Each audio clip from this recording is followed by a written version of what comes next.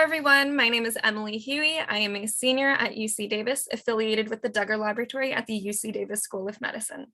Thank you for joining me today as I discuss TDP-43 deposition in Alzheimer's disease in persons other than non-Hispanic whites, examination of the National Alzheimer's Coordinating Center database.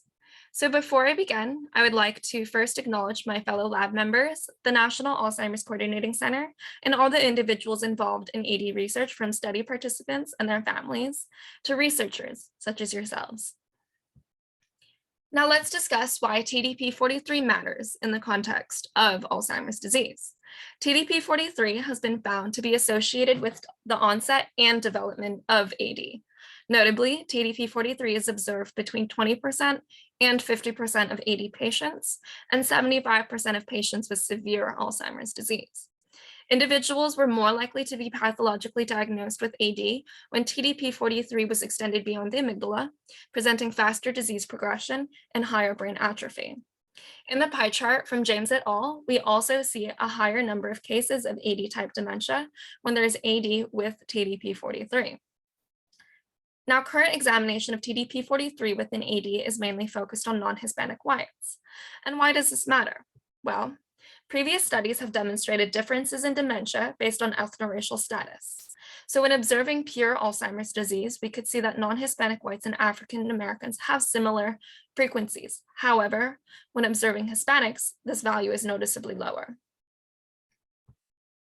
So in order to understand TDP-43 in the setting of Alzheimer's disease across ethnoracial groups, specifically in Hispanics, Latinos, African Americans, and non-Hispanic whites with Alzheimer's disease, our research question was the following.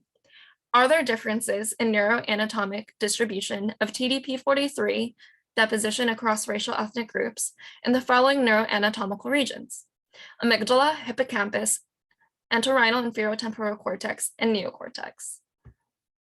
So we utilized the National Alzheimer's Coordinating Center Neuropathology Dataset version 10 from the September 2021 data freeze.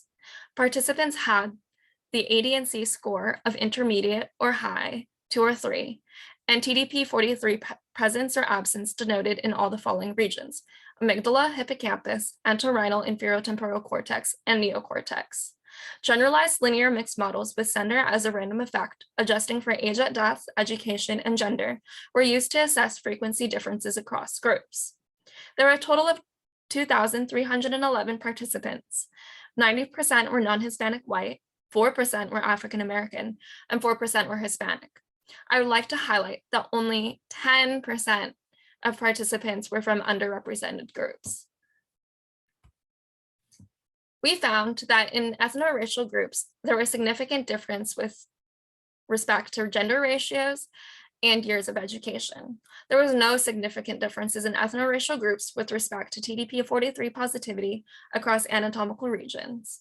Regarding neuroanatomical regions, the amygdala contained the highest positive in all groups, with 21% in Hispanics, 35% for non-Hispanic whites, and 42% for African Americans.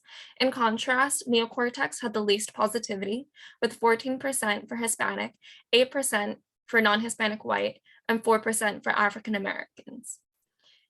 The hippocampus had less TDP-43 positivity in Hispanics, 18%, compared to non-Hispanic whites and African Americans, which was 31% and 33% respectively.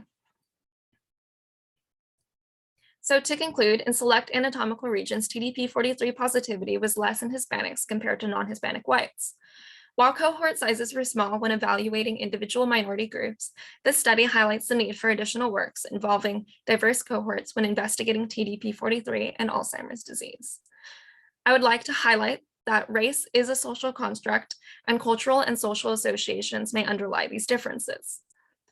Future directions include conducting a deeper dive into NACC data, assessing TDP-43 deposition in Hispanics and Latinos, African Americans, Asian Americans, Native Americans, and Pacific Islanders in the setting of TDP-43 and Alzheimer's disease. Additionally, it'd be important to assess TDP-43 deposition in anatomical regions following the simplified late staging scheme. Thank you for your time, and I hope you have a wonderful rest of your day.